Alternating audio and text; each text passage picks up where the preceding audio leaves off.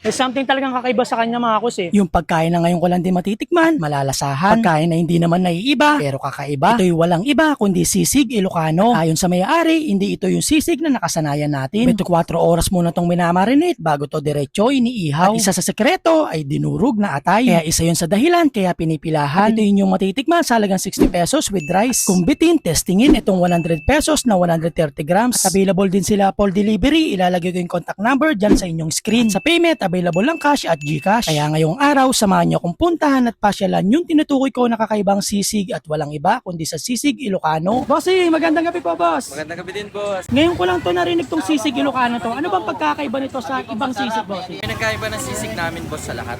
Hindi lang namin siya basta pinakuluan. So, minarinate talaga namin siya ng overnight para talagang kapit yung lasa. Nag-stand out para sa amin. Para sa lutong Ilocano, inihaw namin talaga siya. Meron kaming budget meal, 60 pesos. Patok na patok sa mga estudyante, sa mga tricycle driver, at saka sa jeepney driver dito sa Olongapo. Meron tayong 130 grams na yun. So, sulit talaga. Okay, located po kami dito sa Filtration Road, Santa Rita. Lampas lang ng tulay.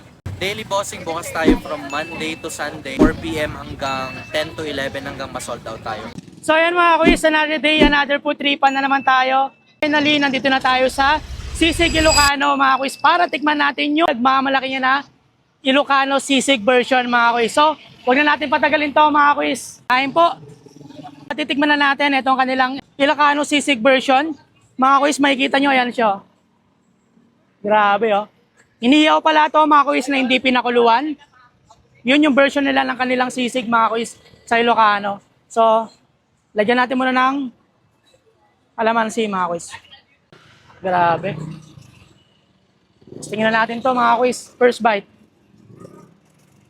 Malambot siya, panalo malasa. Parang merong kakaiba sa ano niya mga kuis sa sisig niya. Parang ibang-iba sa nakasanayan natin sisig. Panalo din to mga kuis. Sunod naman natin titikman itong kanilang sisig Ilocano pa rin mga kuis. Pero this time nilagyan na natin ng kanilang sauce na liver sauce mga kuis. Ayan siya. Try natin na with sauce mga kuis. Stiga niya. Second bite mga kuis. Alam mo mga kuis yung masarap na, lalo pang sumarap dun sa sauce niya mga kuis. Panalo mga kuis, must try. Panalo talaga to.